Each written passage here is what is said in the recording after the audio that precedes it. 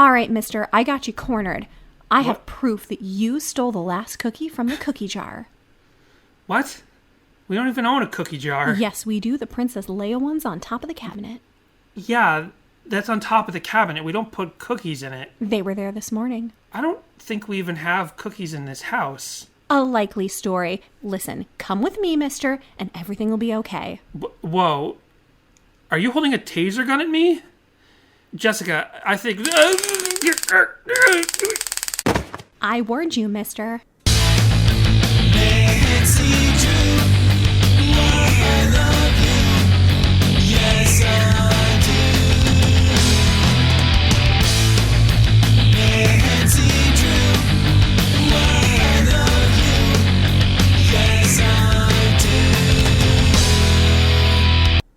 It is a beautiful autumn day and the perfect day to solve a mystery.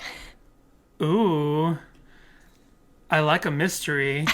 Actually, I don't like mysteries. Oh. I don't really care for mysteries. Really? I don't care about mysteries. Did you know this about me? Have we talked about this? I didn't know this about you. Do you remember when that podcast Serial came out? Yes. And I was actually on board from the day it came out because I was already listening to This American Life. So they were like, oh, listen to our new spin-off podcast, Serial. And I'm like, oh, yeah, I listen to This American Life. I'll listen to their spin-off podcast. Well, then that podcast became, like, the biggest thing in the country, right? Mm-hmm. And everyone was like, who killed her? Was it that guy? Was it because of this? What about this and that? And I'm like, you know who killed her? Somebody. Like, I was like, I don't care what the mystery is. You know what I mean?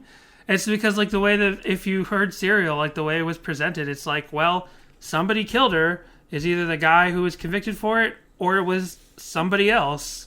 Like, everyone was, like, trying to figure it out, like, it must have been this person or that person. I'm like, well, it could have been someone else entirely that we have no idea who it was. So we'll never know. So I'm not interested. I'm always like that with mysteries. Oh, wow. I had no idea. I love mysteries. But women love mysteries. Yeah. Women, that's what I've learned from Hallmark. All women want is to find love, solve a mystery, and own a small business that is thriving.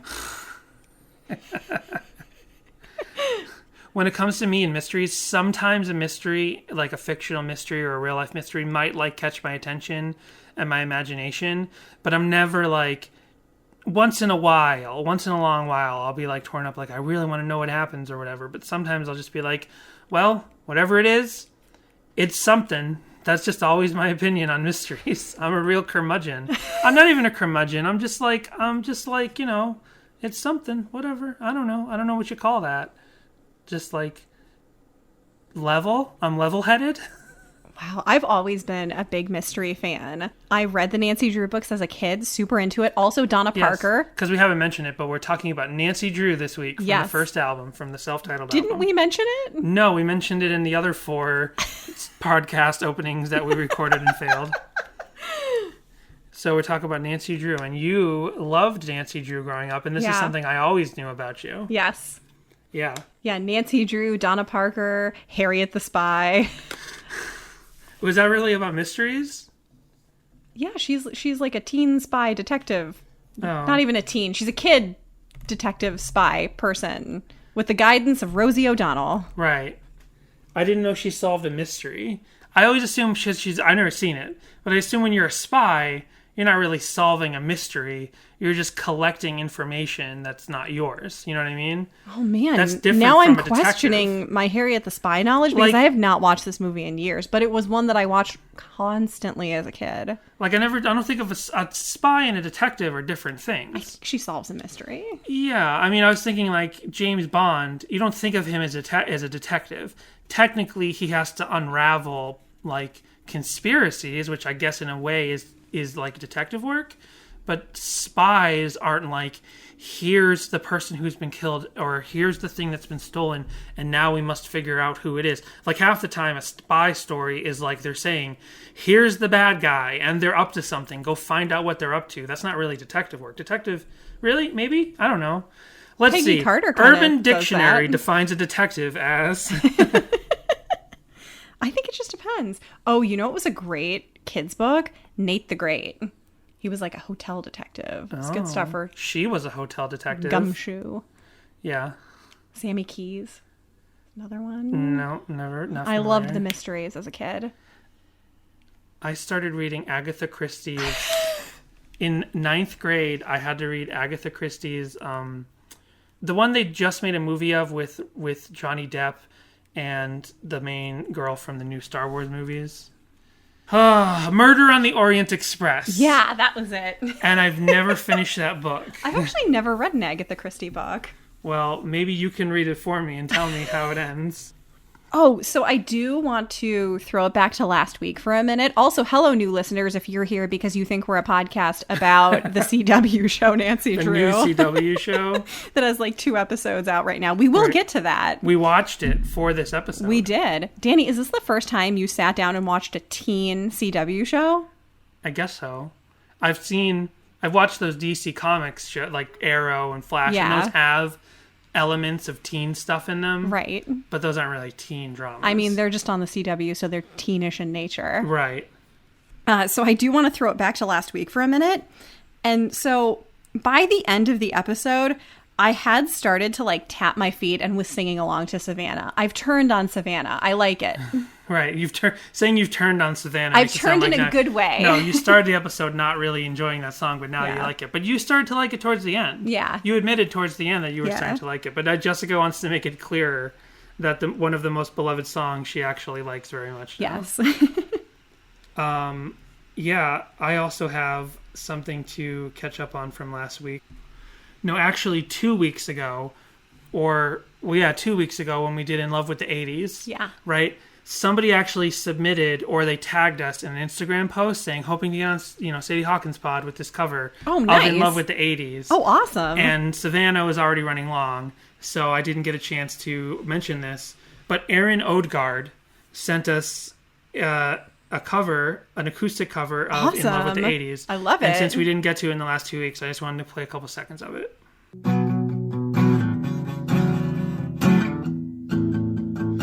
So it was Jeremy in 1983 in his Ocean Pacific tee, who got a bloody knee on his skateboard in the half pipe in the backyard that Tuesday night.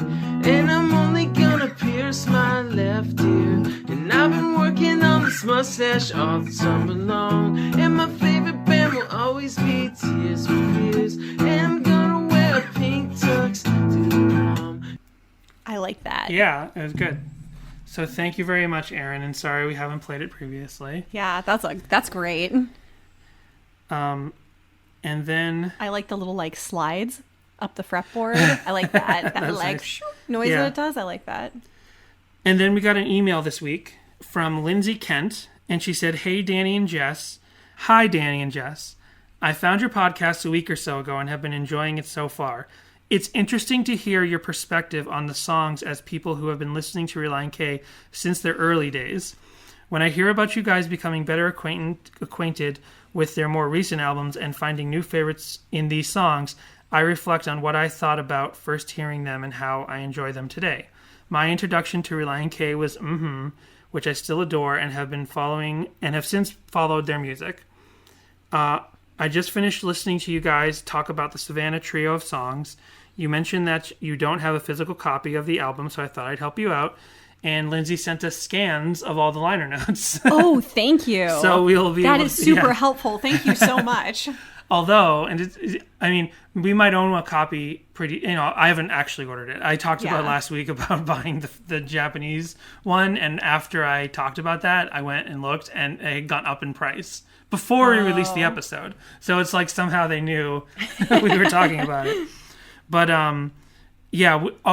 one thing I realized is we only have like 8 Forget Not Slow Down episodes left, because the way that there's so many intros and outros in that song, right. And we had decided to combine outros and intros and interludes with songs. We actually only have 8 episodes left, because when we did Savannah, that along with Forget Not Slow Down meant we had already finished 25% of Forget Not Slow Down. So like we're gonna have to forget and slow down on that album for a little bit. But thank you so much, Lindsay, because we're gonna read through these and start to get acquainted with. Yes, thank you. Things.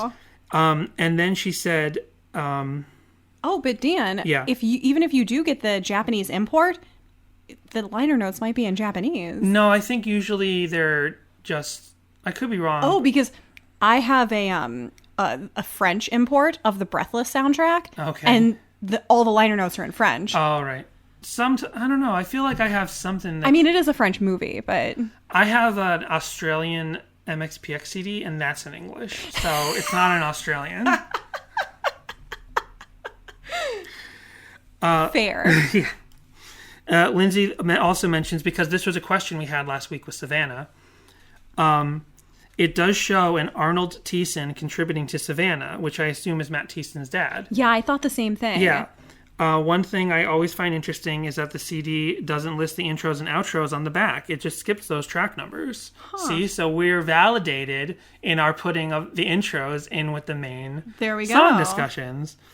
And then Lindsay says, I thought I'd also mention that I like Collapsible Lung, even though I'm probably in the minority in saying this. Well, we've been looking for you, Lindsay. Yes. I've actually woken up to Don't Blink as my alarm every morning for the last 3 years. When it first came out, I didn't love the lyrics, and it was very different from their other stuff in terms of songs and themes and messages. At the time, I came across this blog post, which changed my perspective a lot, so I'll have to check out that blog. Well, and we're doing Collapsible Lung in 2 weeks again. Yes. So we'll read it by then.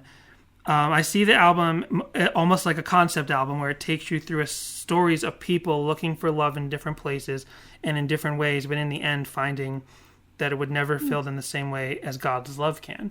Now, we've been talking a lot recently, and I do want to say it's true. Collapsible. So Matt Thiessen, we've realized for the most part, when it seems like when he writes songs, he's literally writing about like what he's doing and feeling at that moment. Yeah. Like when he mentions characters in songs, it seems like those characters, if like they're not named specifically and we know who they are, like his sister Jessica mentioned in 17 magazine, like other people like Dan Bacchitis, like there might not be someone named Dan Bacchitis, but he represents something or someone or something that happened in his life. So it seems, and the people, Justin from What Have You Been Doing Lately, right. Like I think there is a Justin, even if that's not actually his name. And a Vanessa. Yeah. But in having said this in the last couple of weeks, I haven't put on that asterisk saying Collapsible Lung being written by so many people is probably not like that. Yeah. Like the story songs in Collapsible Lung are story songs. And right. So I do get this idea that Collapsible Lung might be more of a concept album. So you're saying that Matt Thiessen did take somebody home and bang them after church?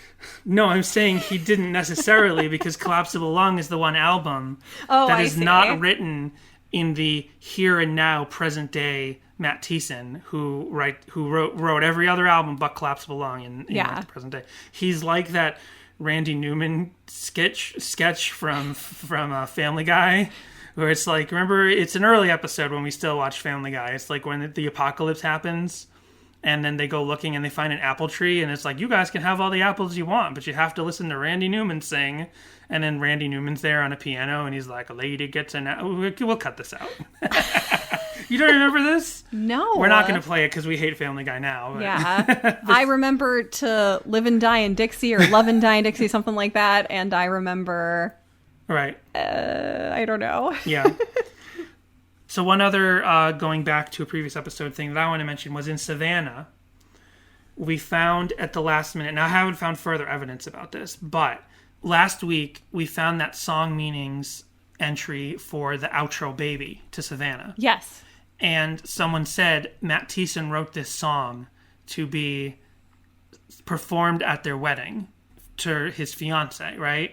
And at the time we were like, I don't know about that. That's weird. And there was a link to a podcast that was dead. Uh-huh. I have not found like evidence. People out there might know this, or maybe you're familiar with interviews. You can direct us to it. I didn't find a further interview explaining this, but I thought about it more. And just based on that idea, if that idea is true, then I was like, chronologically, it's not suspect like we thought it was at first. Hypothetically, he could have written the song Baby. Yeah. And then his engagement ended, and he took Baby and put it into the song Savannah and fleshed it out further and wrote a song called Savannah.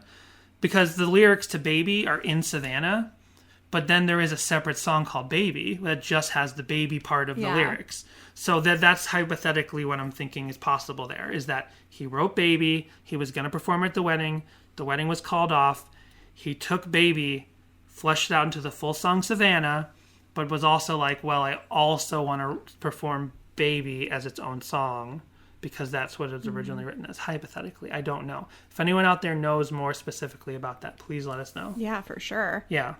So, Nancy Drew. Man, I love Nancy Drew. I also love this song. Do you remember this, Dan? In college, for our creative writing class, during like Halloween time, the teacher said, for extra credit, come in dressed as your favorite literary character. And I came dressed as Nancy Drew. Right. I don't remember this. Because you asked me today or yesterday. It's like, I don't remember this. So why don't I remember this? I had a picture I was going to show you, and I could not find my college photo album before we started recording. I was super bummed out. But we know it's here somewhere. Yes. We don't think it's lost. Except the only thing is, I have natural, like dark golden blonde kind of hair. During college, I dyed my hair a ton, just like a bunch of different colors. And at that time, I was brunette. So I'm like a brunette Nancy Drew. But I did do the patented Nancy Drew hair flip. Right. Which was a thing I used to do in like early high school, was I actually just rocked the Nancy Drew hair flip. That was before I discovered Farrah Fawcett. And then Farrah Fawcett was my hair idol after that. You know, one of them is fiction, right? One of them isn't a real person. Also, just based on that, you'd think that I'm like really old, but it's just I just like old stuff. Well, we did. So in preparing for this episode, this discussion, we watched the new CW show. So like, because like the billboards for the CW Nancy Drew show have been all over Los Angeles. Yeah. And we're like, oh, there's a new Nancy Drew TV show. There's one like right down the road from us. Right, like less than a mile away from our apartment. So I was like, we should do Nancy Drew when it comes out. Well, at the time, we accidentally settled into doing In Love with the 80s. Yes. And that was the same weekend as Forget Not Slow's Down 10th anniversary. So we're like, well, now we have to do Savannah next week. So now we got to push Nancy Drew. But that gave us time to watch the CW show. We have not watched episode 2 yet. Right. We did watch episode 1, but separately. So I actually watched it during the time whatever that was 2 weeks ago when I was 2 weeks ago when I was really sick. Right. And so I kept falling asleep during it. But I know enough to know, I was like, CW, you continue to ruin my childhood. First it was Riverdale. I loved the Archie comics as a kid. And then it doesn't seem as angsty as what I understand Riverdale to be like. Yeah. I've only watched moments of Riverdale. It's not as mind-blowingly like, why? And it's not that I even care about the Riverdale characters. The only Archie Comics character I ever cared about was Sonic the Hedgehog, and he's not even with Archie Comics anymore. But yeah, I don't care about those characters. But the show just like, I just hate teen angst. I hated teen angst when I was an angsty teen. Like I hated teen angsty shows. I hated Dawson's Creek and One Tree Hill. Like I don't know. Like I hated all that stuff. So it's like, why would I like it now? When I'm even like a half generation removed from, I didn't feel this I didn't watch those either. I was too young for Dawson's Creek. I wasn't allowed to watch Dawson's Creek. And then when One Tree Hill came out, I just had no interest in it. It's just a show about a bunch of Justins. Why would I want to watch a bunch of shows about a bunch of Justins? Pardon me while I throw up. That's all I'd say. We're never going to stop talking about that song. Nope. By the way, that's still our most listened episode. I can't believe it. Because our most listened episodes for a while were like big songs. And now What Have You Been Doing Lately is our most listened to episode. And it's the only song that had one cover. So are we going to talk about the CW show right now? If you want to, yeah, we'll get to the song. All right. So so I like that the CW and other shows that like bring old properties to the new to try to update them a little. I'm okay with that. Mm-hmm. I don't like when they change personalities though. So like Bess and George's personalities, I mean, none of the characters' personalities are right, but Bess and George in particular, like I don't know. I just wish that these newer adaptations of well-known literature would at least try to keep some semblance of the characters' personalities. I mean, you know, you can update it for sure, but this is also how I feel about fan fiction. Okay.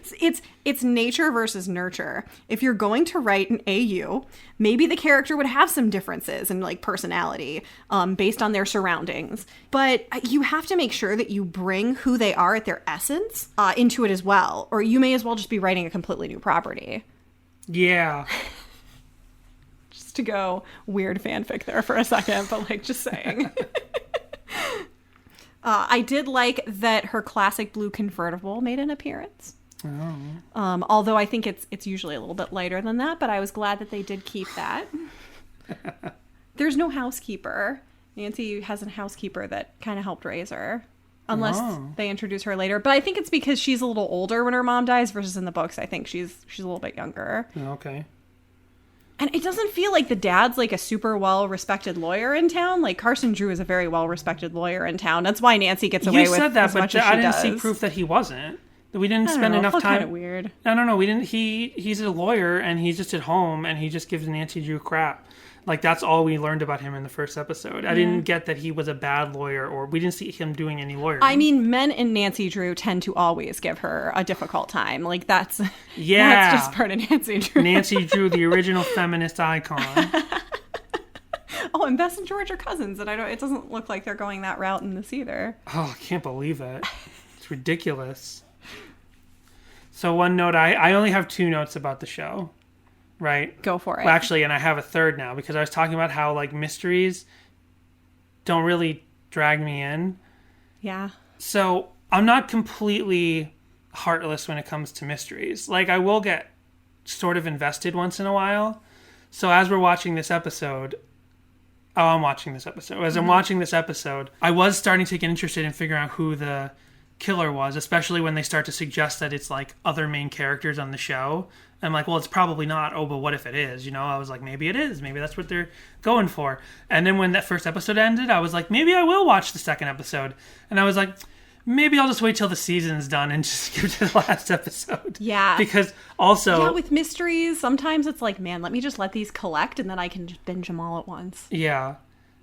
I don't know what to tell you. When it comes to... I guess my thing is when it comes to fiction mysteries, I'm like... It's someone. It's fiction. But you it could don't be like anyone. True crime either. And it comes to true crime. If it's unknown, then I'm like, well, I won't know it. I won't figure it out. It's not to be figured out until someone else figures it out. So I'm not going to rack my brain wishing I knew. Oh, remember when you and our friend John made us watch all those unsolved mysteries and I just got sad because I was holding out all this hope that like the people would be found and stuff, and then by the end they're like, by the way, they're dead, like by the time we finished recording this and it's being released to you. Well, what happened, this is the thing. If you upsetting. If you watch Unsolved Mysteries on Amazon Prime, the way they did Unsolved Mysteries is they would record and shoot and release the original episode that would end with it being an unsolved mystery. But then if there was an update to that person's story, instead of telling you in a different future episode, they would actually go in and edit the existing episode, which is sort of counterintuitive to what you imagine most television shows being like. You think once a show's in the can, it's in the can. Yeah. But they would actually go in and alter the existing episode. So now, on streaming sites that show is done, they only release the most revised final version of every episode. So if there were multiple updates, they would revise the same episode multiple times. So you get the final one. And we were watching Unsolved Mysteries and we're like, oh, this is such a trip. It's so tacky when they reshoot stuff. And it'd be like, this person was found dead and worse in a ditch or something. Yeah. It'd be like, oh no fun anymore. Yeah. Especially the one where the one where they were like at a New Kids on the Block concert. Yeah, and they were like, "Oh, we're pretty sure that we saw her in this concert footage, and like that she was following her dreams and went to LA." And then the end is like, "Nope, she was dead. She's found dead." Yeah, so upsetting. So upsetting. Right. Well, to pick us up from there. One note was I stopped halfway through the episode to just do my research on the song.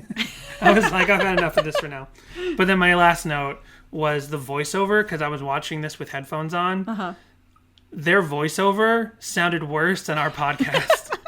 And our podcast sounds good to passable most of the time. Right. Right? It sounded like they were recording it like on an iPhone. Like it sounded really bad. Yeah, speaking of research, so Danny did his research first this week, and he was like, Jess, don't do the deep dive. No. So he did the deep dive this week because he found something that he wanted to surprise me with. Right. So I watched instead there were 3 Nancy Drew serials that they would play, in movie theaters. Right. Before like matinees and stuff back in Right. the day from 1939. And Oh, I know. so I checked. Sorry. I checked IMDb, and there were 3 in total. Nancy Drew and the Hidden Staircase, Nancy Drew Reporter, and Nancy Drew Troubleshooter. And Troubleshooter is the only one that I did not watch. That's where Nancy Drew works for a Best Buy at the Geek Squad.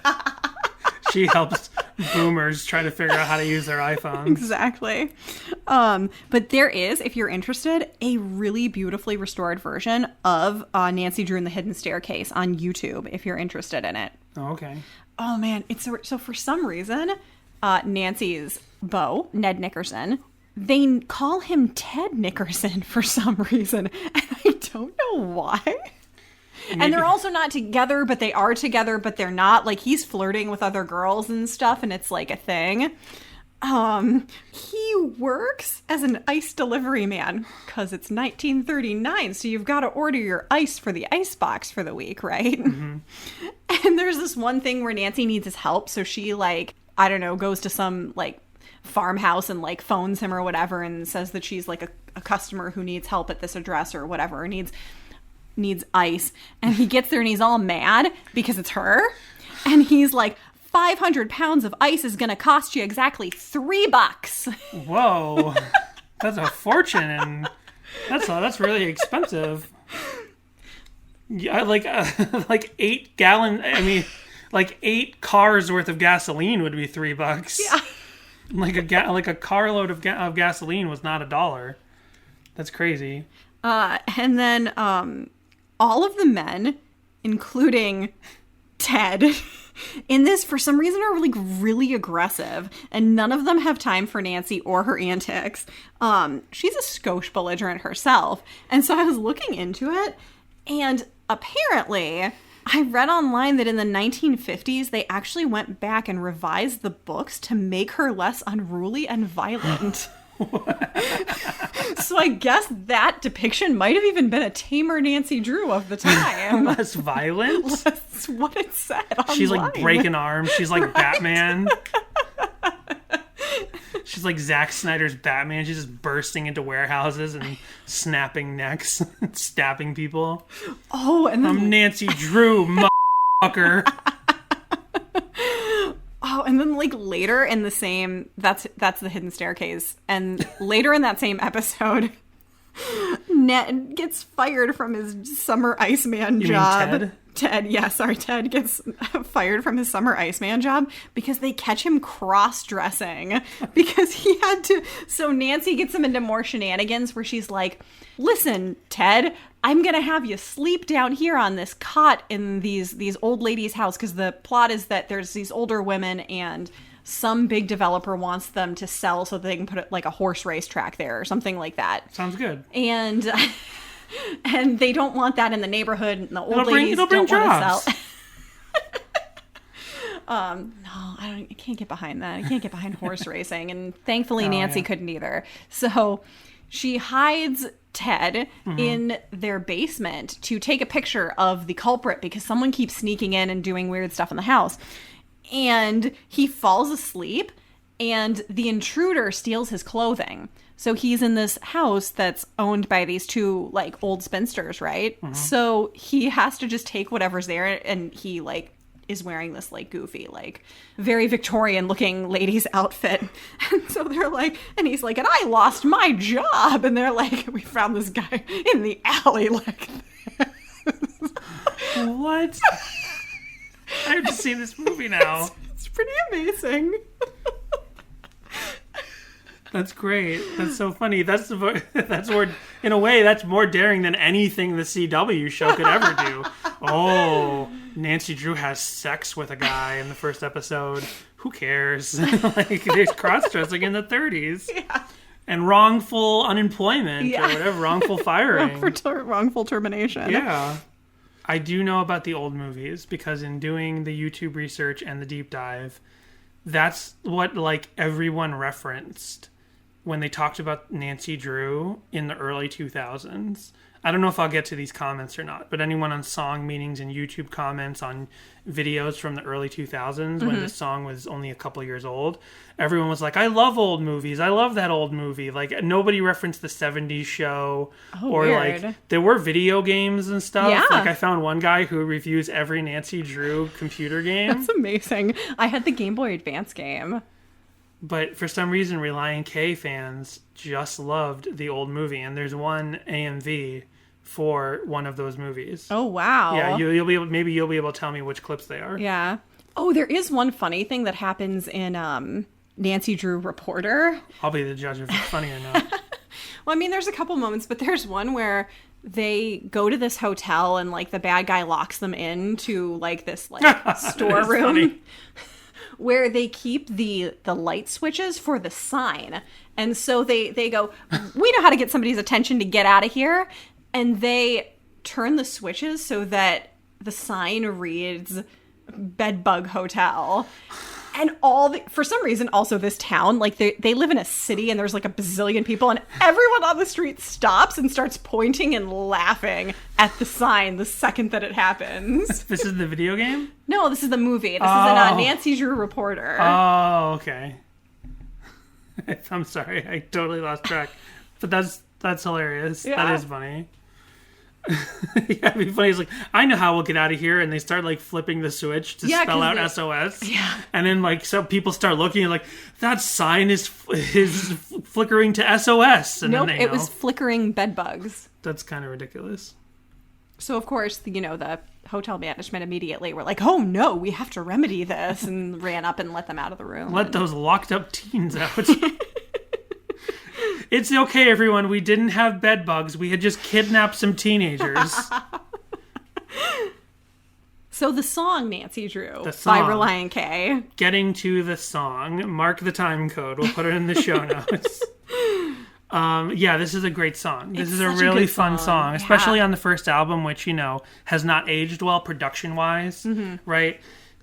And, I mean, lyrically, we talk about it really with the first two albums, and maybe a little bit of the third one, when you get into some of the lyrics that are like problematic, whether it's religious or just an idea of like mood rings or whatever, right? There's a lot in the first Relient K album that's kind of tough to get through, even though I totally have a nostalgic lens for this album. Yeah. But Nancy Drew, I think, is undeniably a great like novelty pop punk song. Yeah. Like, My Girlfriend is in the same vein of like a novelty pop rock, pop punk song. But you listen to that song now, even the band is like, we're never playing that again. That's embarrassing. I would hope, although I'm sure they don't, that Nancy Drew is a song they could still play. I didn't look up if they have played it in the last few years. I doubt that they have. Did you ever hear them play it? I did. That's awesome. I'll tell you specifically about that. That's right, because you heard them in a time when they only had the first album. So did they play like just the full album at the time? Yeah, basically. Nice. I mean, like, I don't have not every memory solid, and we've talked about it. I still don't know to this day if I've ever seen Steven on drums, right? Oh. Because I saw them from when they only had this one CD on in stores.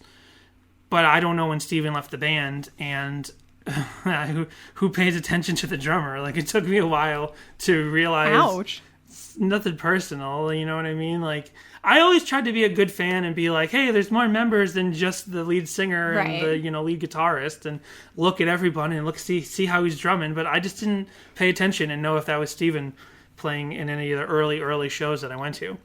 But yeah, I have a specific memory about this song, but I don't want to get to that yet. Okay. So I just want to say the opening of this song is like super propulsive. Like, it just kicks off and it's just like, it's so fast. Yeah. It is like MXPX. It's like Life in General. It's like super fast. It's like hyper punk rock.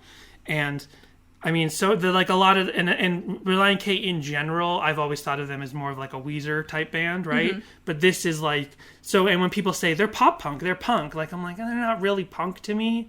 And I love pop punk, but like I've always seen them as a pop rock band. This is a pop punk song, and I think it's great. And it just bursts out, like starts off so suddenly. It's great. And then at the end, we hear for the first time that Beach Boys influence in a Right. Relient K song. That sort of, yeah, which itself, the ending with, I guess, what would you call that? Like a doo-wop thing or something like that? Because it's not specifically Beach Boys. That ending with that harmonious whistling sort of thing. It's not whistling.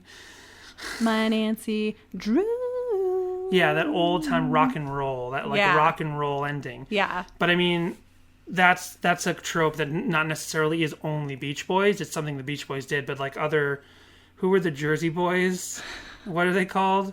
The movie Jersey Boys. The Four Seasons. The Four Seasons. I think of that as more like a Four Seasons thing that the Beach Boys continued on with their early music. I just meant knowing that the Beach Boys are an influence on Relient K. And other songs like Lion Wilson are more like very specifically Beach Boys references. Actually, if you want to talk about that, I think I can get into my big surprise for you, right? Oh. You keep in mind any other notes you have about the song, because I haven't finished saying what I love about this song. Okay. In doing my research, this is the thing I didn't want you to find out. I wanted to spring this on you. So on YouTube, there is a channel called RKS2SIK Entertainment. He pronounces how that's pronounced. I forget right now. He emailed me later on because I had questions about this, and his retro modern age gaming, I guess, is another name for him, and his name's Rob. He was like, my real name's Rob. So this guy has this YouTube channel, and he's apparently a big Relient K fan. He's put out a couple of videos about rare Relient K releases. He's got like 4 videos about this. Oh, cool. And he got his hands on this pre-release version of the self-titled album. Like, that must have been sent to reviewers. Maybe he mentions this. So he has 2 videos.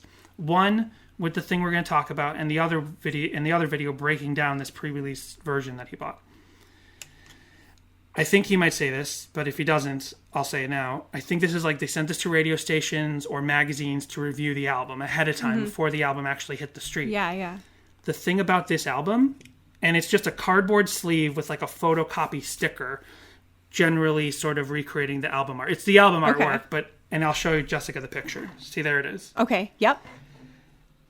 This version of the record, of the CD, has one extra song that was not on the actual record. What? It is an intro. What? An interlude. Like, we did a big interlude outro song last week. We surprisingly have an intro. What? This is real, right? So here it is. To describe the sticker that Danny was talking about, it's the cover, right? but in like black and white, and then it has the track listing. Yeah, in that white front of the space guys. over their heads, it has the track listing and the street date for the album. Yeah. So here is the song.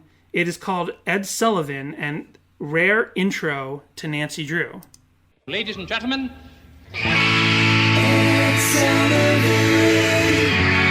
Ed Sullivan, we're getting beyond Ed Sullivan.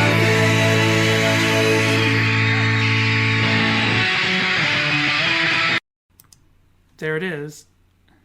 Now you know what that's from? I have heard this before. Well, have you heard the Relient K thing? Yes. You son of a gun. You found this? I'm sorry. Yeah, but like... You forgot? Yeah, but like not during this research, like before. Oh, I didn't before know we what even you- did the podcast? Yes. Well, this video isn't that old. He released it in August 2019. We were already doing the podcast. Oh. How did you hear this song? I don't know. I've heard this before. This is the first person who ever put it up online, as far as I'm aware. How did you hear it? I don't know. Did you own a copy of this pre-release version No. and you didn't remember? I've heard this. How? This song, the actual song, I dug into it, and someone on Reddit explained that it is actually from the musical Bye Bye Birdie. Are you familiar? Have you seen the movie Yes. Bye Bye Birdie? Yeah. Then maybe that's why you're familiar with the song, because that it's actually just a couple moments. Maybe I just listened to this. Nancy Drew is one of my favorite Relient K songs. Maybe I just listened to this after we started doing the podcast, but not part of my research. Because when you told me not to do any research for it, I did not do any. Okay. So maybe you were just like, I'm going to look into Nancy Drew songs. Okay.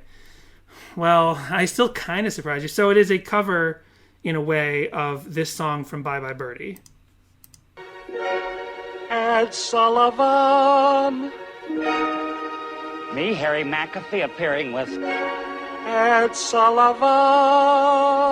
So the musical Bye Bye Birdie, it's a selection from this 2-minute song, right?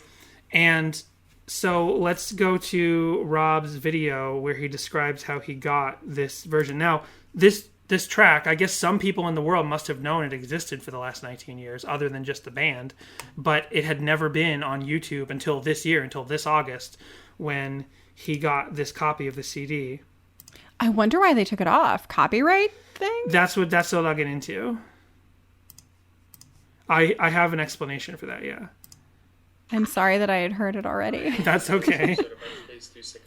So in today's video, we're going to be discussing... Oh, wait. I want to hear how he pronounces the name of the channel. Hi, welcome to this episode of Arcades Do Sick Entertainment. So Arcade Do Sick... It's RKS 2 Sick Entertainment. Here is his explanation for how he got his hands on this track and put it on YouTube. Awesome. Hi, welcome to this episode of Arcades Do Sick Entertainment. So in today's video, we're going to be discussing Relient K's early years. So basically, the year 2000 was rolling around, and shortly after All Work No Play, they was trying to make a name for themselves and everything else. And so today's CD has to do with the beginning. So basically, it's just like the standard debut. It's in a paper case, a little bit of a standard back. And so, like, it's an advanced promotional copy. It was not for sale, so exactly how it came to be in public hands, I don't know. But it showed, like, when their debut was going to be coming out. So chances of this coming out before was very likely. Exactly when, I don't know. So the only difference between this and their debut is a song called Ed Sullivan. And according to Matt T, they wiped it off because of legal reasons. So the exact reason behind that, I don't know.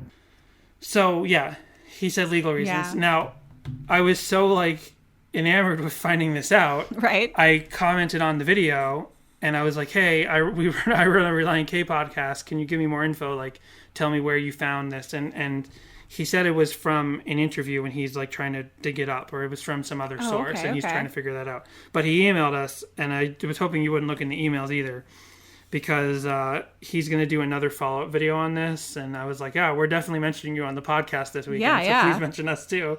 And he goes on to explain that he got this on Discogs. Like, it was for sale on Discogs, and somebody probably didn't know what they had or something. Yeah. And I wish we had known about it. But, yeah. But the thing is, he also has pretty much an almost complete Relient K collection. Oh, wow. He sent me a picture, and I had seen this picture before. That's like you with MXPX. I'm not nearly. There are other people who have way more complete. Chris has a way more complete collection. I'm complete with all the main releases, and I got a few rarities, but there's other even more rare stuff I don't have. I'm just being coy and shy about it.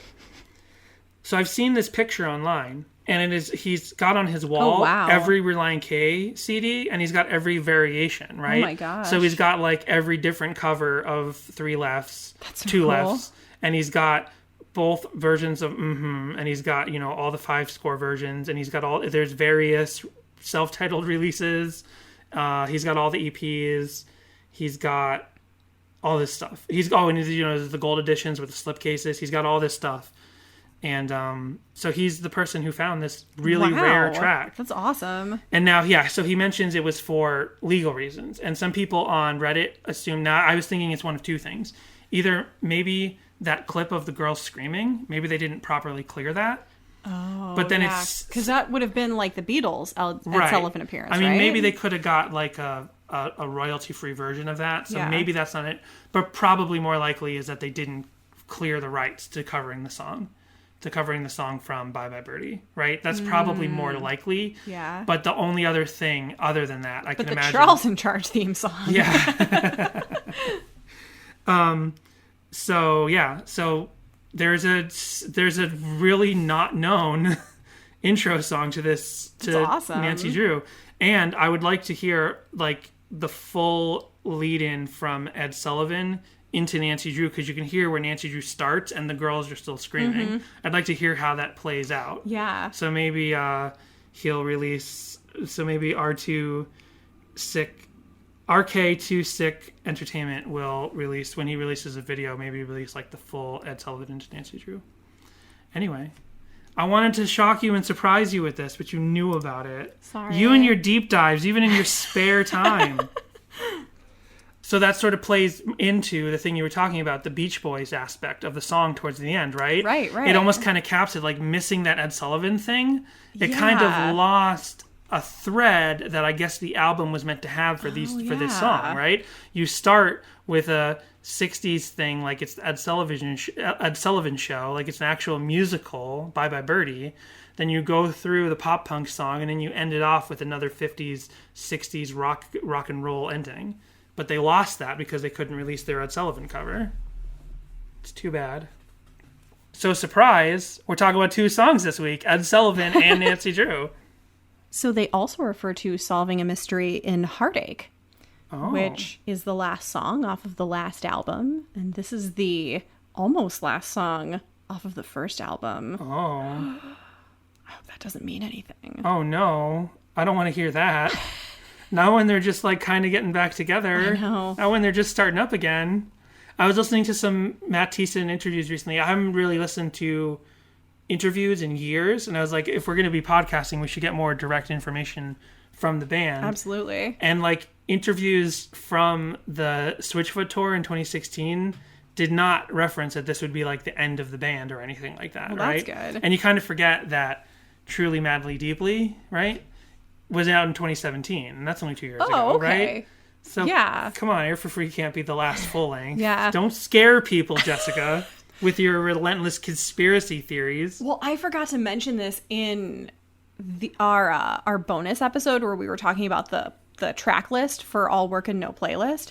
And I was like, I wonder if, because you had said that you saw on like Reddit and stuff, people thinking that that meant that it was like they're now doing a best of because they're done.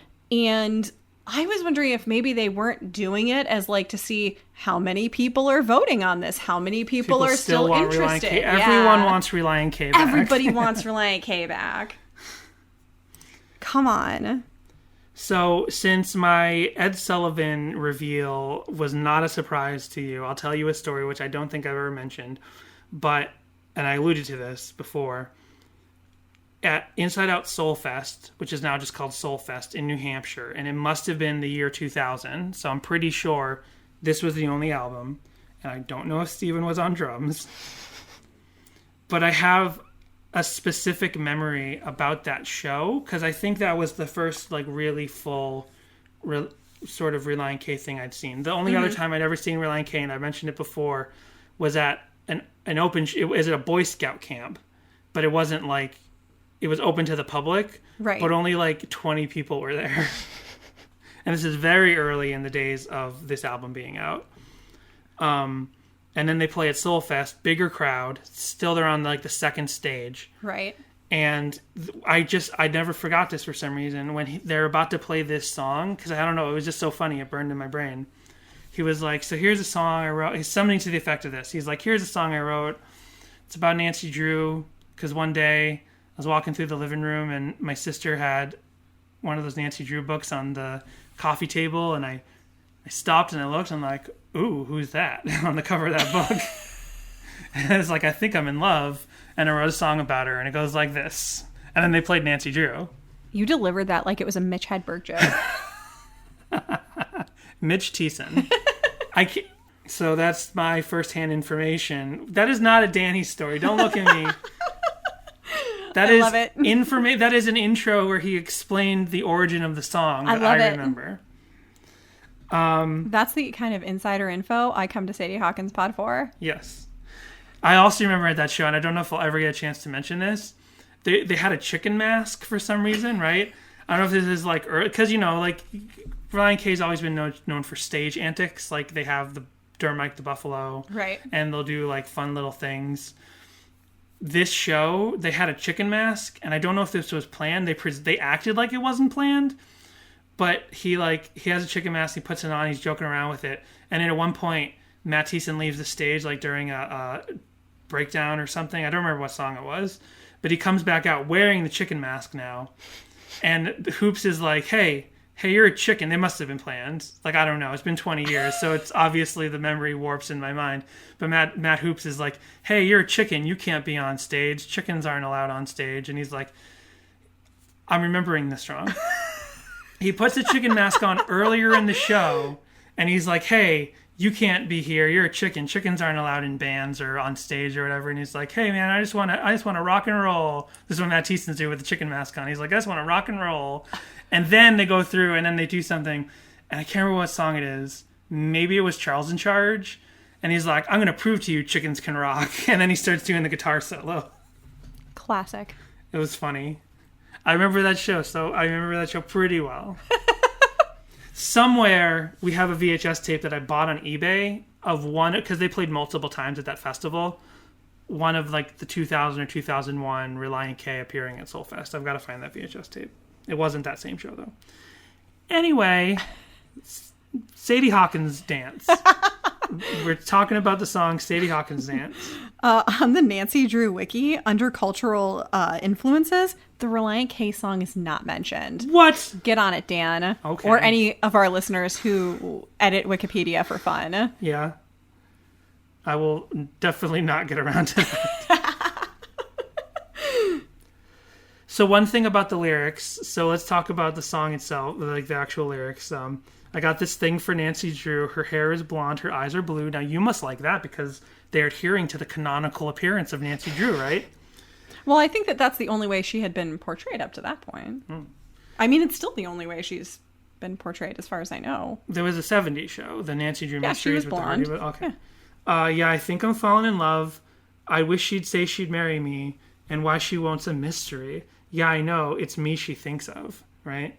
And then one time these criminals with their guns thought it would be fun to try and kill Nancy Drew. I jumped out and saved her life. Then I asked her to be my wife, and she said, "No, I'll never marry you." Good for you, Nancy. See, she is a feminist icon because she's like, just because a man saves me doesn't mean I owe him. This isn't quid pro quo, right? Darn right. Yeah, she can be on her own. And it says, "It's a really big mystery. I'll put the Hardy Boys on the case because no time in history has someone denied my face." Ugh. Right? So Jessica never knew that was the line. And I knew that was the line without looking it up. But that seems a little... But I think it's a joke. And this is the thing. Matt Thiessen went on to become a Christian sex idol, basically, right?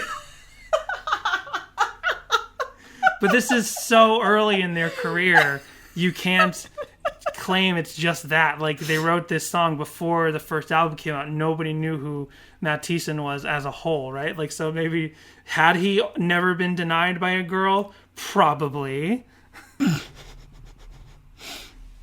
Thiessen is very dreamy. But of course Nancy turned him down. She's in love with Ned Nickerson. Almost said Ted for a second there. I had to stop myself. Now, this is my other note, because I never knew anything about Nancy Drew, really. I had never actually watched any of the movies. Mm-hmm. I had never read any of the books, for sure. Oh, I think that she is like a redhead or something in that like 2017 movie. Right. No, that's from this year, 2019. Oh, is it? I thought it's a 2017. The girl who plays Beverly in the It Chapter 1. Yeah, she's a red. Yeah, she looks exactly like Amy Adams, and she plays a young Amy Adams in that HBO show about mental health. What was that called? Oh, right. Yeah, I know what you're talking about. Anyway, yeah, there was a 2019 HBO movie starring that redhead girl from It Chapter 1. And it was this year, so it's kind of crazy that there was a new Nancy Drew movie and a new Nancy Drew TV show. Well, the publishers needed some money, Dan. I guess that's what happened with Archie Comics, is that they got into some financial trouble and they had to start selling off the properties. The one update of that property, of the Archie properties, that I really, really love is The Chilling Adventures of Sabrina. Right. As well as the comic that it's based off of. This is not Christian. I know. It's literally the opposite of Christian. It literally is the opposite. But if you like some fun darkness every now and then. Right. The comic and the show are pretty great.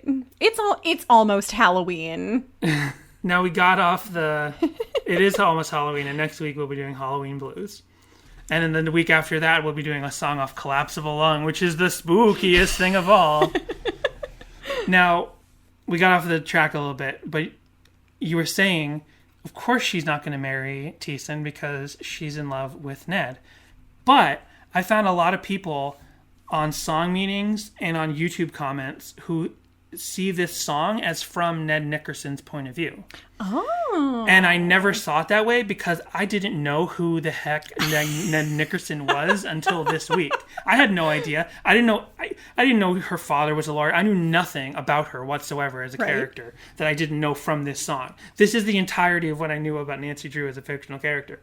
So to learn of Ned Nickerson, I listened to this song and I'm like, wait a second, is this from the point of view of Ned Nickerson? Mm-hmm.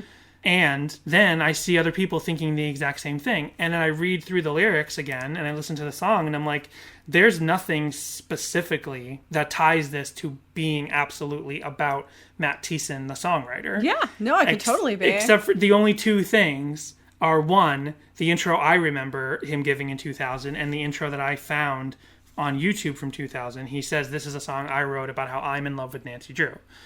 The other proof is that we know Matt Thiessen writes about things he is feeling and things from his point of view, with the exception of Collapsible Lung.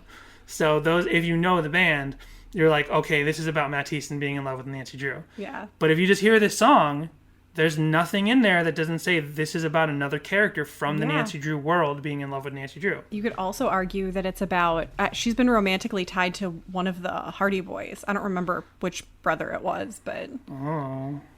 You asked me if Nancy Drew and the Hardy Boys were written by the same person. They actually were both ghostwritten, so they had multiple writers. Oh. Carolyn Keene was just the pseudonym that they chose, that the publishers chose for all the Nancy Drew books. But there were it was one or two ladies who wrote the bulk of the early Nancy Drew books. Mm-hmm. Well, when I said people thought it was this song's about Ned from Ned's point of view, and I mentioned song meanings, I was wrong. It must just be in YouTube comments because there are 3 song meanings on song meanings. Only 3? Only 3, and they are the following. 1, this song is so funny. 2, funny lyrics. 3, so funny lyrics. I love that movie, Nancy Drew. It's like, guys, read the previous comment. You're not adding much. Yeah, but great song. Love it a lot. It's just one of the best, real pop punk songs that Relient K has written. And by the way, I was thinking about this, and since Relient K is not really a pop punk band, to me, they're just a faster pop rock band that is part of the world in which pop punk was a major genre force, right? Mm-hmm. So, of course, they'd be labeled as pop punk and they'd be seen as that. But to me, they are like a rock band, right? Mm-hmm. I realize the most pop punk album they have is the Christmas album. That is an actual, from the production and performance side of it and the guitar and the tone and the way it's written, that is a pop punk album. That sounds like Bandcamp pop punk. But the rest, all their other albums, even this one, have an original sound to them that makes them undeniably their own thing, Relient K specifically. Even when you say that maybe they've copied some chord progressions from Suicide Machines or Sum 41, still Relient K makes their music their own, and they don't sound like pop punk to me. Pop punk is like Green Day, I've always thought that Relient K just kind of did their own That's thing. the only pop punk band I know. Green Day. Simple Plan, Good Charlotte. No. I'm just kidding. I don't know. I've always thought of Relient K as just being their own thing, their own sort of musical genre. Lana Del Rey. So I did the deep dive this week because I wanted to keep you from learning about the Ed Sullivan song, and that was a waste of time. Sorry. There wasn't actually a ton. I kind of wish that I had just pretended like I hadn't heard it. Now I feel bad. But I found a couple blogs. It's okay. I found a couple blogs about literature and Nancy Drew, the character, like Nancy Drew fan pages, that just reference that this song exists, right? But they don't actually talk about it in any big way. They just kind of like, hey, this song exists. That's really all it is. It's sometimes just a paragraph. It's like, still love Nancy Drew. Here's this song. And then like there'll be a comment. It's like, that's a fun song. But and none of you could update Wikipedia? Yeah, but no one's adding to the discourse of the song. People are just like, hey, song exists. Check it out. Okay, cool. Thanks, 3 or 4 different Nancy Drew blogs that I found. Like, nothing really contributes to it. I forgot that I have in front of me a little, like, pocket book that I got. Not like a purse, but like a tiny book that would fit in your pocket called Nancy Drew's Guide to Life. And there is some really great advice in here. If your chum, instead of you, gets a call that your parent is hovering at death's door, it may be a hoax. Loophole in moral code. It's okay to steal a car if it belongs to your kidnappers. Flowers sent by secret admirers might be coated in poison. Nancy Drew's life is just one of constant anxiety. Like, people are always trying to kill her. Oh my gosh. It's all sound advice.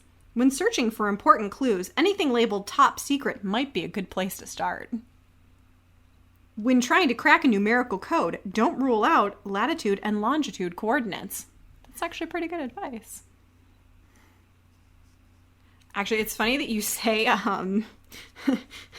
Nancy Drew's life. Also, April chewed on this book a little bit. Look at her little teeth prints. April, not professional. Speaking of anxieties, thanks to, I don't remember which book it was, but when my mom was reading one of the Nancy Drew books to me as a kid, her car, somebody tampers with a bridge that her car is on, and her car plunges into the water, and I have had bridge anxiety ever since. Oh my gosh. She survived. She's Nancy Drew. You'll survive. But her beautiful convertible, Dan. Which again, I think they end up getting it fixed because it's in the next book. Right.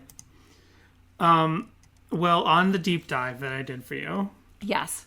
I found a South Florida Sun Sentinel article written on September 22nd, the year 2000, titled, Dogma Keeps Relient K from Being Fun.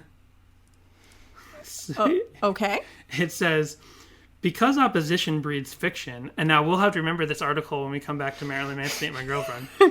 Because opposition breeds friction, identity, and finally purpose, Christian punk popsters Relient K should thank the Lord that the Marilyn Mansons of the world exist. I read that sentence wrong. Relient K, performing on Saturday at some skate park in West Palm Beach, gets to define itself in part by picking on heathen rockers, such as South Florida's very own Manson. I didn't know Marilyn Manson was from Florida. I thought he was from Ohio. Oh, really? Yeah. Was he born there? You can look that up while I keep reading this.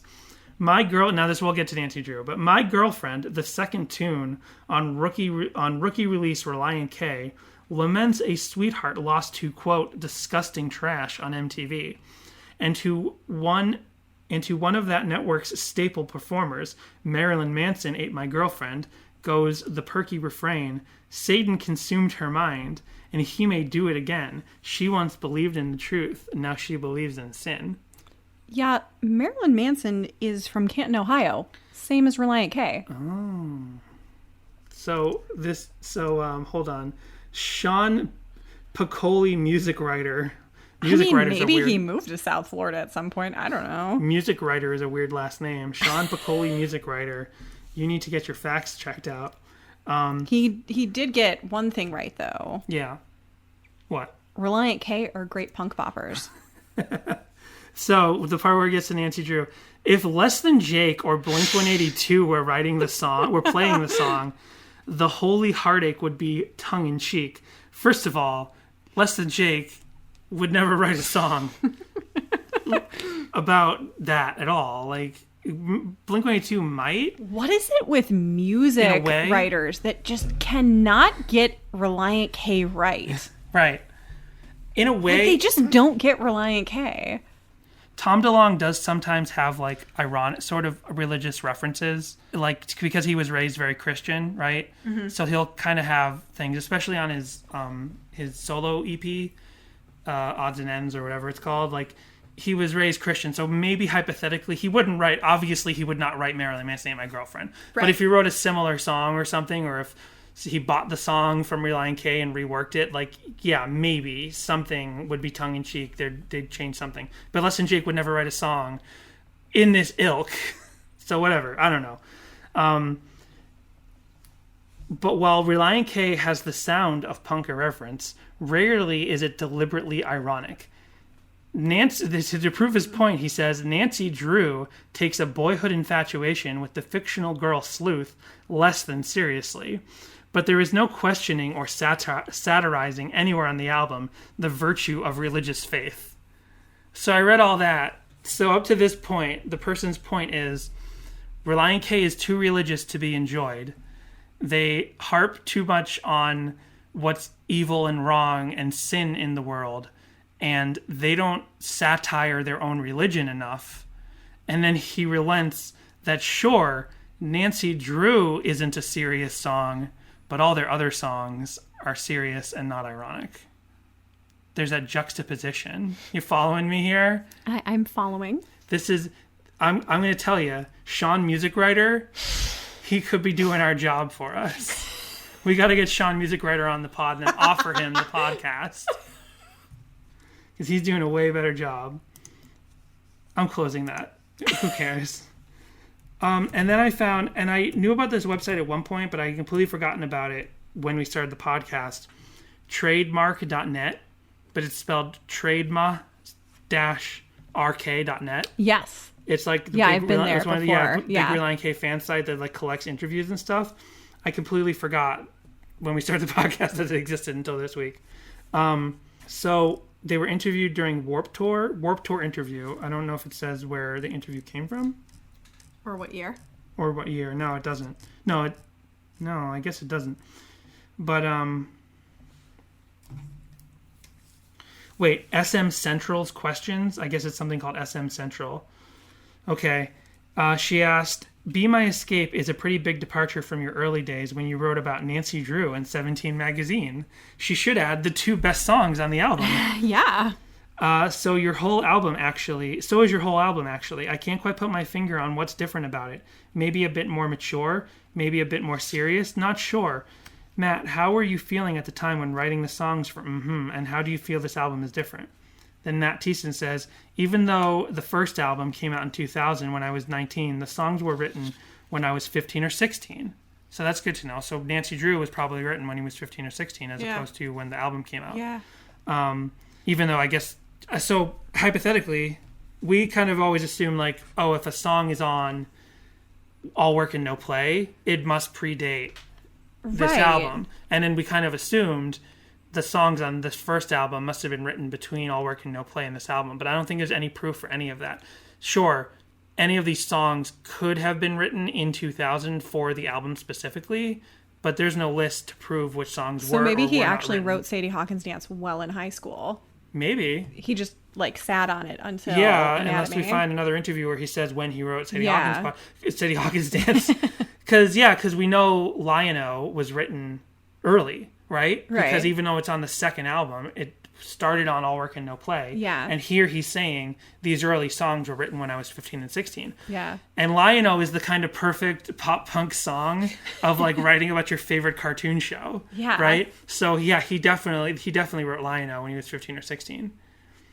But I don't know, and then Mac continues, but I don't know, maturing, the new stuff just came out of a little bit more serious time in my life. The last year was kind of rough. There was a bunch of different things happening with the band and with friends and things like that.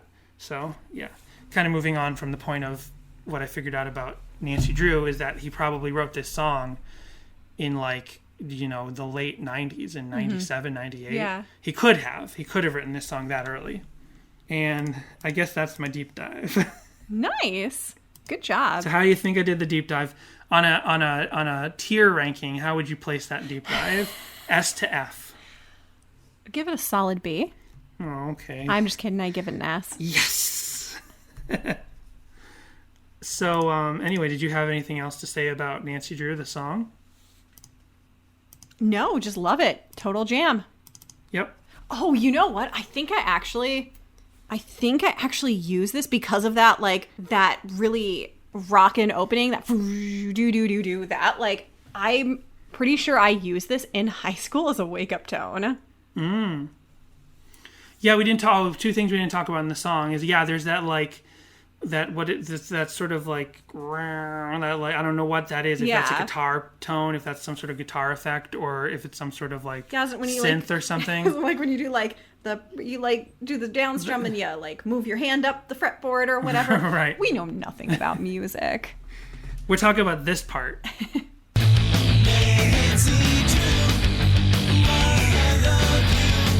Yeah, I don't know if that's a synth, if that's a guitar thing, but it sounds awesome. Yeah. And then the other part we didn't talk about is the part where everyone starts screaming in the background. That part always left me a little bit unsettled because I got the idea. I never really like sat down with headphones like pushed against my ear and figured out what they're yelling. But I figured out like, oh, they're yelling like, oh, Nancy, we love you, Nancy. Something along those lines, probably, right? Yeah. But don't know what they're singing. Don't know what they're saying. Everybody wants peace in Nancy Drew. The good and the bad. So, yes, I only found one live video of this song.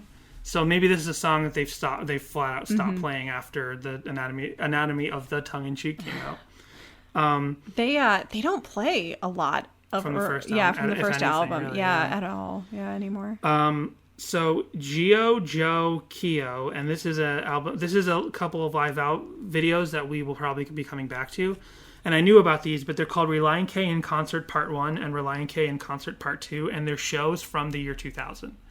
It's one show from the year 2000 broken up into 2 YouTube videos, and there's no playlist listed on the YouTube video, so I never knew what was in here. And I'm like, Nancy, but I found no separated live Nancy Drew videos. I'm like, there must be one in here. This is the earliest YouTube video I know of, and it's a full show, so I kind of kept skipping through a minute at a time looking for Nancy Drew, and I found it. Not only that, it's got Steven on drums. Oh, nice. So we can actually get to see Steven on drums here. And a little bit of the stage banter opening up. So this is in Detroit at the Underground Cafe in Troy, Michigan. Michigan, right? This must be some actual like youth group. Like I think this is actually like because Underground Cafe, quote unquote. I'm using air quotes here, right? Like so many youth groups and youth groups I knew of, they would have just like their basement like hangout area, and it was actually like church for the night for the kids on a Thursday or a Saturday night, and they called it the cafe, but it was just youth group, right? So right now we're about to hang out in the underground scene at the underground show. Yes, we are. But here's the thing: these kids, I hate them. Barely any of them are paying attention. They're taking this completely for granted. Oh, man. Relient K in the year 2000 is there to play for them. What are you doing? At their crappy youth group in the basement at the underground scene at the underground show.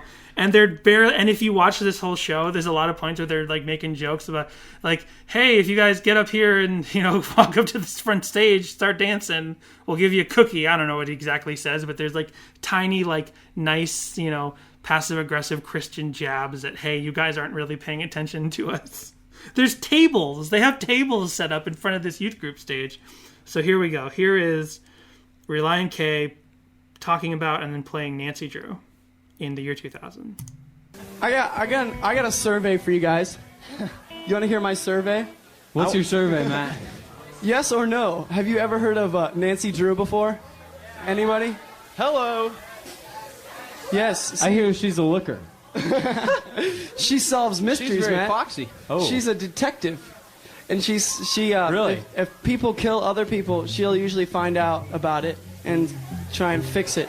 It's like watching the Dead Milkmen. Some Dead Milkmen banter right here. It is.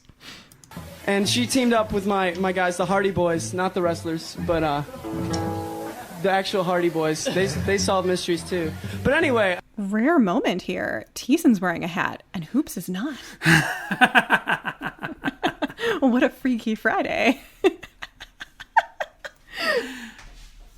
It's like that This is a really rare reference from me, but it is like there's an episode of Home Improvement where they watch the first show of the show within the show, Tool Time. Like, they have a flashback episode, like basically an origin episode, and this is like later in the series, and they show the very first episode of Tool Time, and Tim Allen has a beard, right? And he's like introducing, because it's old, it's like whatever, it's years before the actual Home Improvement started. He has a beard.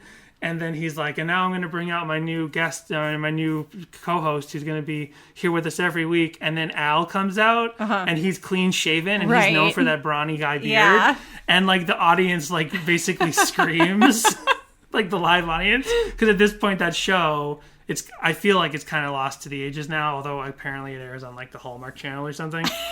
But it's like, you know, people knew that show and they knew those characters, and seeing him clean shaven, like people reacted so. That's so funny. Yeah. But it's like that. Like, Teeson's wearing the hat, and Hoops is not. I thought Nancy Drew was so nice that I wrote this song about her.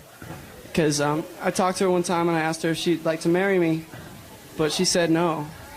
Yeah. So, in a moment of depression, I wrote this peppy punk rock tune. It's called Nancy Drew.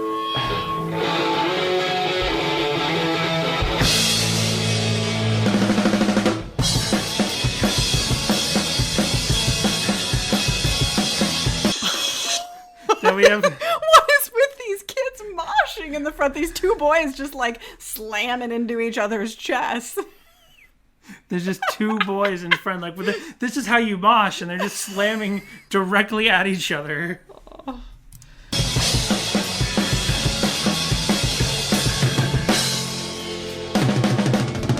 I got this thing for Nancy Drew, rare is blonde, her eyes are blue.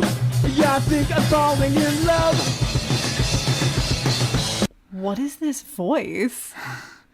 This is punk rock Teeson. No, punk rock Teeson is British. I've got a thing for Nancy Drew. Yeah, that's right.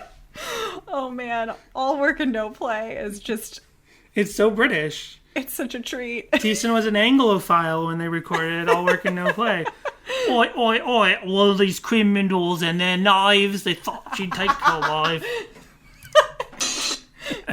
I wish she'd say she'd marry me, and what she wants a mystery. Yeah, I know it's me she thinks of. Nancy Drew, I love you. Yes, I do. Oh, yes, I do. Nancy Drew, I love you. Yes, I do. Criminals with their guns. Oi, oi. They thought it would be fun. Oi, oi. To try and kill my Nancy Drew. I dropped out and saved her life. Then I said to be my wife. She said. You see, Steven is actually singing backup vocals there. Yeah. Yeah. So that's Nancy Drew live in the year 2000. Oh man, I don't want it to end. You want to just keep going? No one ever married you. Boo-hoo! Man, It's so great. punk. This is so awesome. This is the Relient K that I saw like Wow. half a dozen times. Jealous. Before they super blew up. Jealous. Yeah. And again, I was thinking about this recently.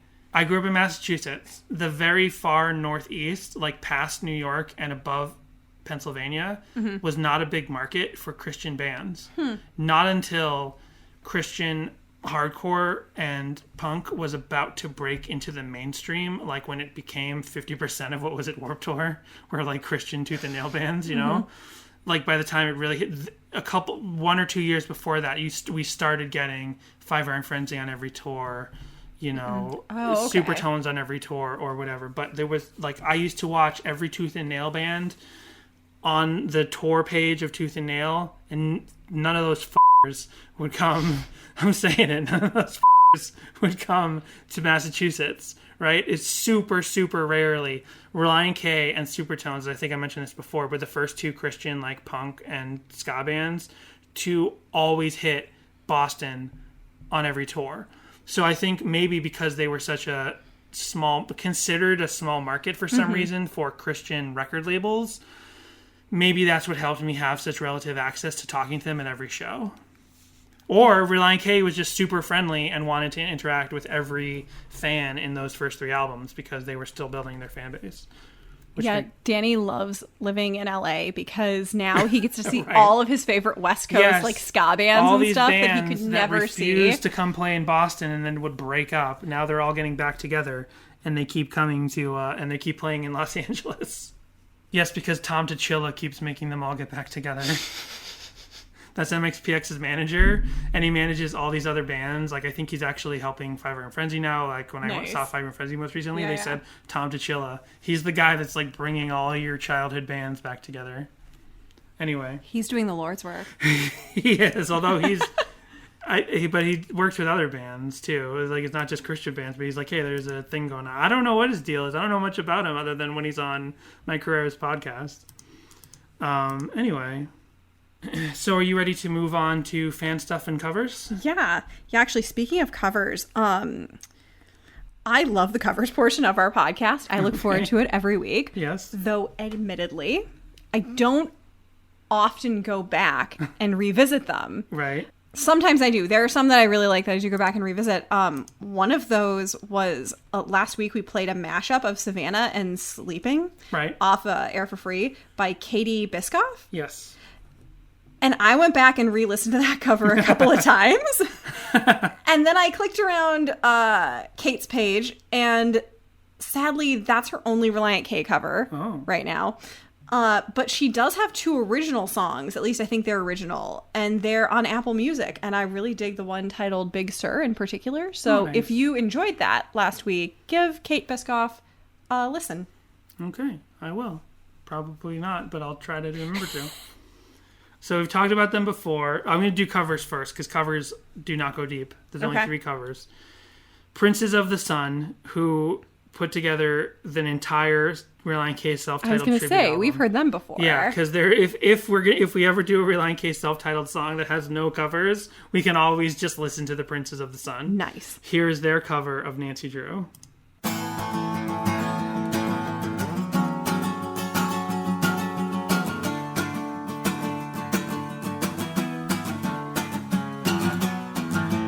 Got this thing for Nancy Drew. Her hair is blonde, her eyes are blue. Yeah, I think I'm falling in love.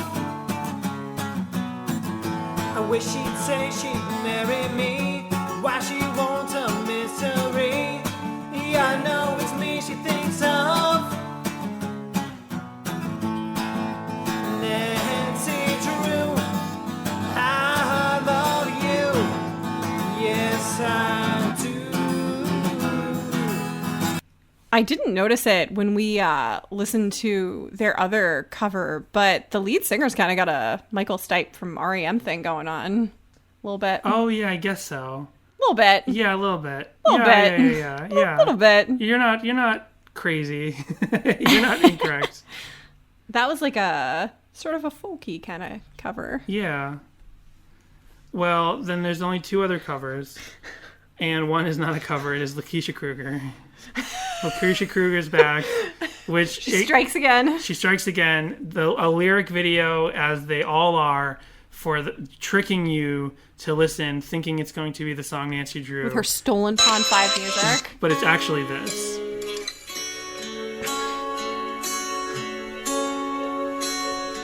And it's just got the lyrics for Nancy Drew up on the screen while we're hearing that song. Then, I don't understand. Like, make sure that you hit play at the same time. Like, what's the point? Then the only other cover is it's a drum and guitar cover at the same time, and there's not much going on there, honestly. It's a two kids playing guitar and playing drum at the same time. So that's the covers. But then we can move to the fan stuff. We'll do the fan stuff next. Okay. Because there is an AMV for the 1939 movie. Now, maybe you can tell me which of the movies this is. If this is Nancy Drew Reporter or Nancy Drew in the Hidden Staircase. Or the third one. Whoops.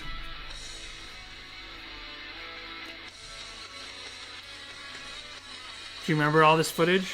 Yeah, this is from Nancy Drew Reporter, because he has the hat, because she gets him a hat. She's like, he's supposed to go with and pretend to be her photographer, because she, of course, got a boring assignment because at the local newspaper is going to let, teens from the high school come in and, write some articles for the week. And they hand out assignments, and they're all like, fluff pieces and stuff that they would allow a child to write, basically. But we all know it's because she's a woman. Yeah, exactly. So they hand out the assignments, and Nancy's So she beats the crap out of the editor. Nancy's not happy. There's some big trial going on in town at present, and she's like, I'm going to go write about that instead and get the real scoop. And so she goes to talk to this woman who's in jail and decides that she's going to take Ted along with her as her photographer. So she buys him a hat, because she's like, every newspaper man has a hat. And then she stomps on it a bunch of times, because she's like, you have to look like you're real haggard and like you've been out there pounding the pavement. She's so violent. So Kay Keegan, who said 9 years ago, you just have to love Nancy Drew. This is the YouTube comment. You just have to love Nancy Drew. I have liked her ever since 3rd grade, and I'm in 10th now, and I still love her. It's awesome. Again, 9 years ago. 10 years ago.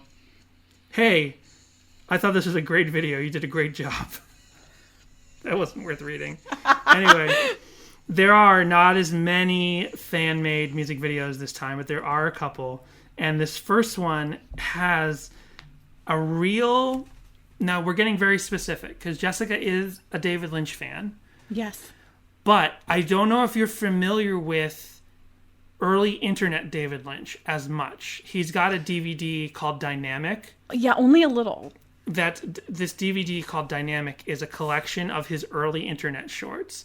And here's the thing. He's an A-list Hollywood director. Yes. He's really back on the map now with that whole Showtime Twin Peaks thing. Yep. But when the internet started up and he wasn't really making feature movies anymore, he just made a bunch of short films. Yes, he did. That if they were any other person, they would have maybe 5 views on YouTube. Right. But because he's David Lynch... Is it the boat one? No, yeah, the boat one's like the prime example. Yeah. It's literally just him with a low-end SD video camera driving a boat. Yeah. And like, that's it.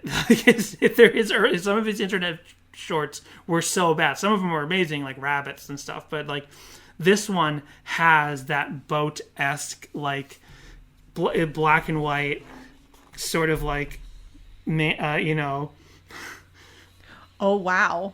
So it's 3 girls in black and white with a fake film filter put over. Ned is a big stuffed bear, and like it's been all slowed down. It's real SD. Like the white balance is way overblown. Like all the whites are like apocalyptically bright. This is great. The shots are all really wide, and it's just like, I'm definitely putting this one up on the social media. The cuts are odd, like they're in a creepy basement. It's amazing. They're sliding down a slide, and they magically end up outside on the lawn. Wow. Like space and time are warped, just like a David Lynch film. For a second, I thought you were telling me that David Lynch made a Nancy Drew fan film, and I was like, that's what I think this show might this be. To me. Now, the criminals with their knives came along to kill... But they needed Ned's help. But Ned helped, and this supports the idea. And then Nancy slaps him. Yeah, because he said, will you marry me? And she said, no, I'll never marry you. This is another thing that suggests that Ned is the narrator of the song. And it's so like we'll skip around to the end. I just want you to see at the end. Oh my gosh. So in the end, and now there's two other little boys. I don't know if they're younger than the 3 girls playing the main characters, but these 2 other boys show up at the end, so they all have a big dance party. Yeah, they're all dancing around. Appears to be the rumpus room in this house. Yeah. And they're all just dancing around. And then in the window, like if you remember Elizabeth Taylor in the Krusty Comeback special says no, and at the end when they're all having the rap party at Moe's, she's just looking in the window at what she missed out on. That's Ned, the stuffed bear. He's just looking in at the dance party. And there's like a slow zoom. And there's a slow zoom over and zoom in. This is genius. This particularly was like the Lynchian part of it. Yeah. This is genius. So I forgot to mention, but that is That is ULO Studios on September 4th, 2009. Fantastic. Great job. They were supposed to be the Hardy Boys. The two boys at the end. It just said so in the credits. Okay. Now this one is actually really, really good. I think there's some stuff to talk about here. Okay. Here's the thing. These people have an eviction notice or something? Oh no, it's a class. It's a school. classroom. Never mind. These kids actually know how to make a video. Like it's a yeah. little. This looks like maybe it was for like a TV production class in high school or something. But we've seen other Relient K fan-made music videos that are for TV classes and stuff, and they look horrible. The editing all like connects, like it's actually telling a visual story. Like you could almost play this as a silent film and actually understand that this kid with the baseball hat and the curly hair is in love with this girl who is dressed like it's the 50s. Like they actually put some she's got blonde hair, blue thought eyes into the wardrobe. Yeah. He's lip syncing. He says "I love you," and all the other kids in the class look over at him because he apparently said it out loud. Then the criminals they've got those like 1998 computers where like they're filming them, but it's got the black like bar scrolling across it. So this is actually a really well shot video. Yeah. It is not HD, but it's actually colored correctly. You do see a shadow from the camera right there. Yeah.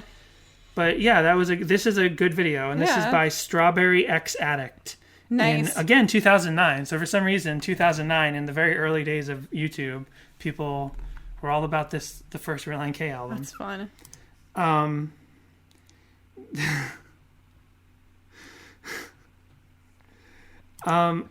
I found, in doing the deep dive, I did not find this on YouTube, but I found... Oh no, I can't get into it? Not this time. There we go. I kind of maybe knew about this website, but there's a website called godtube.com, and I think it's like a YouTube, but just for Christian videos. Okay. And somebody uploaded their AMV of this song set to the 70s show.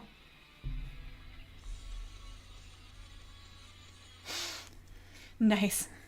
But GodTube has just about the most ads of any website. Like, you'd think there's ZergNet. Like, you can't play 2 seconds of the video. It's not even actually with footage. It's just still images of the 70s Nancy Drew show. But that is GodTube. And apparently, I looked into GodTube a little further. Relient K has an official account on GodTube. Nice. But I don't remember. They have not uploaded to it in a long time. Nice. Then someone took a bunch of this. This is amazing. This is like outsider art. This is the first thing I'm going to post after this episode comes out.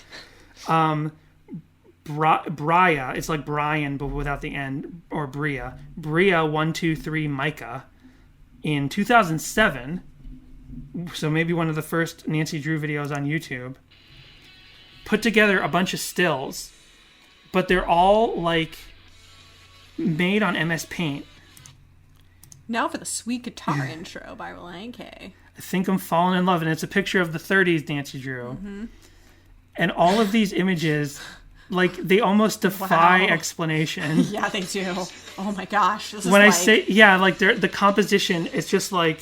And clearly made in MS Paint. They're all made in MS Paint. Yeah. They're all, like, proper 4:3 aspect ratio. Yeah. But they're just, like clip arts and, like, photos of Matt Thiessen and, like, big empty white spaces with nothing in it, and then like a devotion, like some sort of Nancy Drew like devotion board. Oh, I with remember every the clue picture of the leaning chimney. Every picture of Nancy Drew pretty much that ever existed, all crammed into one 4:3 image. Like, this defies explanation. It's just like, yes, I do! Exclamation point! Oh my gosh! And then Nancy Drew 3 exclamation points, and this really creepy. I think that's a picture of Matt Thiessen, really badly cut out, because it's probably like in MS Paint, in late 2000s MS Paint, I think you couldn't draw around them. You had to literally erase everything around it. So he has this Matt Thiessen head. He puts it on this like a body I think he drew. Yep. With like these broken legs. And he's giving him, or he's giving her She's a giving ruby. her a ring, but it looks like an old-fashioned camera because like he couldn't really draw a ring box. Or just like a ruby and a ring. And then the body of it's not Darcy. What's the name of that 80s and 90s comic strip that I hate where it's always like Kathy. It looks like Kathy's body. But then a woman's like a beautiful woman's photo face put on it, but part of her hair is missing. And it's so JPEG'd. He got the colors right though, because she is wearing a black dress in the photograph and she's wearing a black dress in the drawing. Then when it's no one has denied my face, it's probably the creepiest existing picture of Matt Thiessen. It's like so MySpace. he looks like Alex from Clockwork Orange. It's a very early MySpace photo. Wrong, yeah. He looks like Malcolm, like a young Malcolm McDowell. And he's holding a penguin toy. And he's looking at the camera with that Stanley Kubrick stare where you're like, you have your eyebrows basically leading into the camera. Yeah, and then that same stick figure Kathy lady comes back and says, "No, I'll never marry you." Whoa. Then this one they're all just mind-melting. All of these pictures. As much as Brinley hearts burritos, and then a picture of, I guess, Brinley. A girl plus burritos and a Coke can. Yes, I do. Yes, I do. This is like if a manifesto was ever done in MS Paint. This is it. Like, although clearly Bria123 Micah, I don't think appears to be a fun person. This just has this very odd. Yes. Yeah. Very odd quality. I used to draw lightsabers in MS Paint because it was pretty easy. Nice.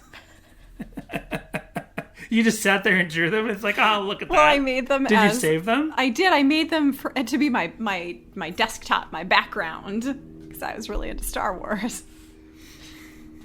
And then when I was 15, I got a Mac and like never looked back. Cool. So I'm gonna skip this, but if you want to look it up, Super Sleuth 412 did a Nancy Drew tribute, and I thought it would be Relient K. I'll just play it for a second. It's some R&B song. I have no idea. Just in tribute to all of like the 50s covers to Nancy Drew books. Nice. It said to the best amateur detective. Right on. And this is the song. All right, Mystery at Lilac Inn. Bungalow Mystery. I love it. Oh, The Secret in the Old Attic. So good. Sorry, I'm talking over the song. That's okay. Well, that's all right, because that just sort of resets us back into semi-normal YouTube world, and then we can get back into another creepy space. Because Jessica, it's been a couple weeks since we had a shipping video. Yes. And I think the last shipping video we had got really weird really fast. Yeah. This one gets even weirder, even faster. Whoa. Not weird in that same way, but the video is just called... That was like uncomfortable. Yeah. This one doesn't get uncomfortable, but this one's on the same line as those weird MS Paint images, okay? The video is just called Nancy Drew by Relient K. Very unassuming title. Yes. Right? It's uploaded by Amanda Cook in 2007.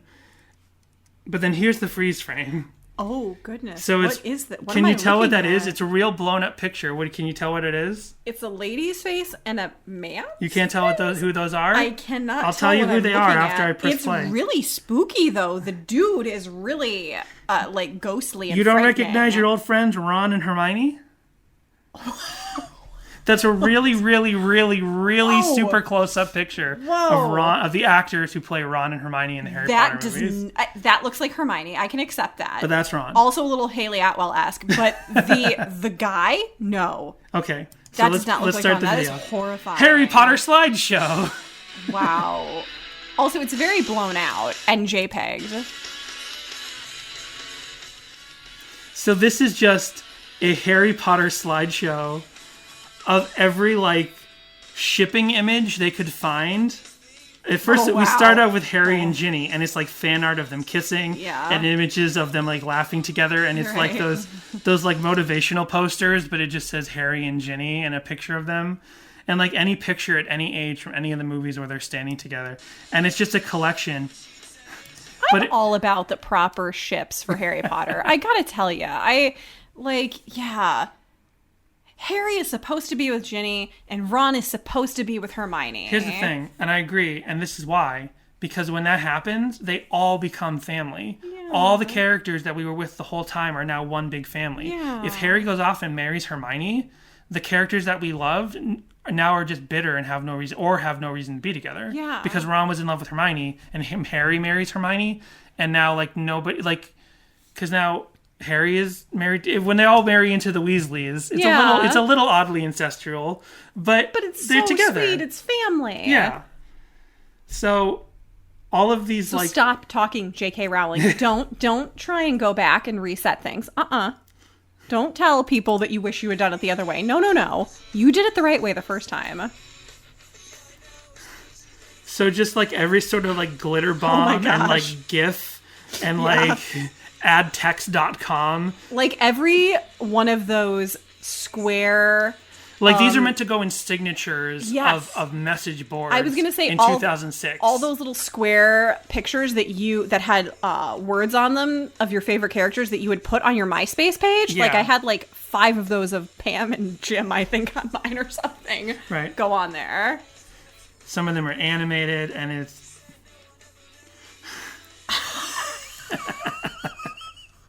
it's the most JPEG image. These are like real super low res shipping images. And then it just ends with... Oh, weird.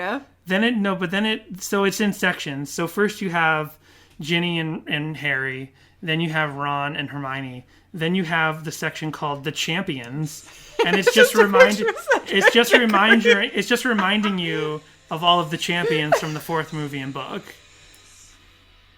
I support Harry, so I love it, but I love that it went from picture of Cedric Diggory to ship picture of like I think Harry and Hermione, right, to then a picture of Hermione and Crumb. That's his last name, right? Yeah, that guy. Yeah, the guy from the Russian school. Please forgive me; it's been a minute since I read the books. I think our Christian Victor podcast. Crumb. I think on our Christian podcast, we'll be expected not to know anything about Harry Potter. Oh, it's true. Why did you show me that, Danny? I'm very disappointed. See, you watched Harry Potter. Remind me later to go back and edit out the thing about Sabrina, okay? Oh, okay. Yeah. I'll let you know that. I'll remind you. So finally, because I watched that, the algorithm then blessed me after getting through this weird slideshow of Harry Potter ship videos and showed me this video from Ethan Luck's YouTube channel. Nice. From 2010, Relient K, when it was Matt and John and Ethan, they all went to the Wizarding World of Harry Potter in Orlando. Oh, wow.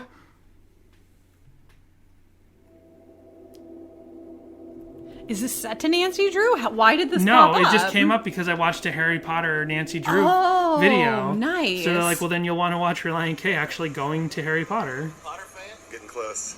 There's John Warren. The Wizarding World of Harry Potter. The Wizarding World of Harry Potter. There's Thiessen. Look at all those people. Such anticipation. This is going to be awesome.